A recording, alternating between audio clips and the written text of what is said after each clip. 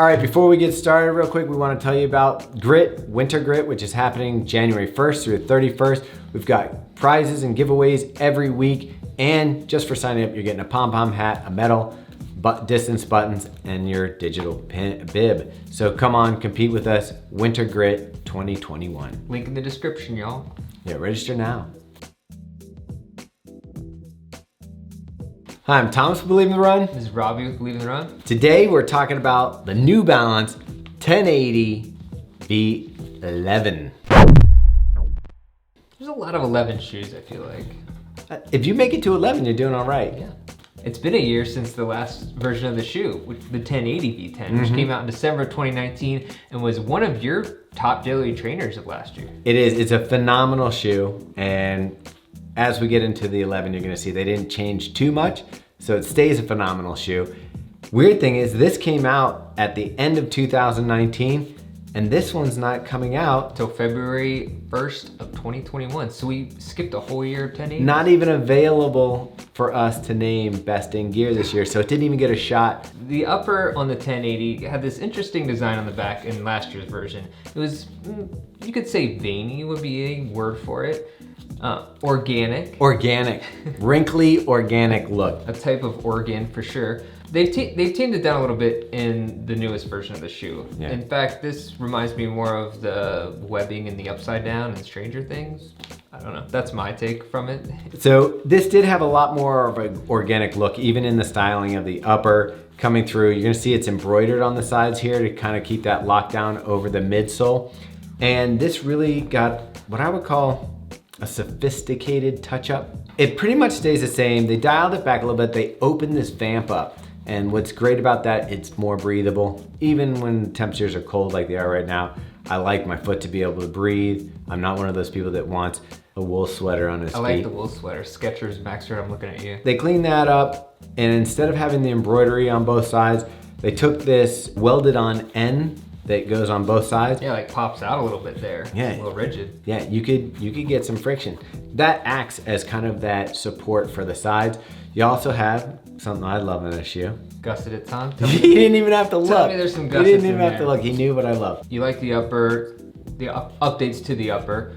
Midsole, is the ride still the same? Fresh Foam X. This is where it's at. This is where it's at. This is the jam. Okay. This is the butter. This is the good stuff. Because there was a whole confusion with, is it Fresh Foam, is it Fresh Foam X? And it is Fresh Foam X, which X is Fresh Foam. It's just a certain tweak on it where the durometer changes and whatnot. X is gonna get you. Yeah. And so this has the X. Does the X mark the spot for you? It does, and that's what's so great about it. It's the ride of the shoe. This shoe has a nice soft ride that really is easy on the legs, nice through the pace.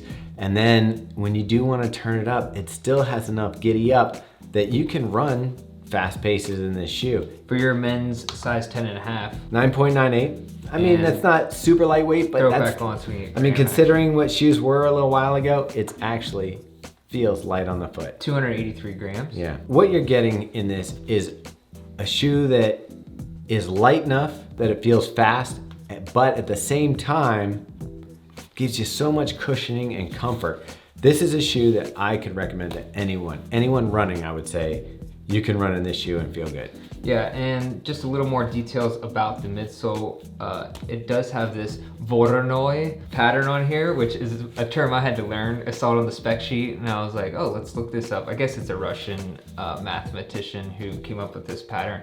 Nerds out there, can you confirm this for me? Some New Balance engineer was like, oh yeah, I can definitely work this into the specs of the shoe. Well, I mean, it's cool. It gives it that modern geometric. I mean, this shoe is kind of like a xenomorph. It has the futuristic look, but has that natural, the coral look. Yeah. In case you're wondering about the stack numbers, it's a 27 in the heel, 19 in the forefoot, so we're talking an 8mm drop right there. So nothing crazy, but plenty of rubber. As a matter of fact, old shoe, new shoe, identical. Yep, there you go. This is an example of one of those shoes where you're like, please don't mess this up, and they didn't, which is nice. Difference between this and the Beacon 3. Okay, Beacon definitely feels lighter on the foot, but not as structured. So one of the things I like about this shoe is it looks like a running shoe. I feel like the Beacon, and I'll grab it. So the Beacon is less shoe. You're gonna see it has less rubber on the bottom.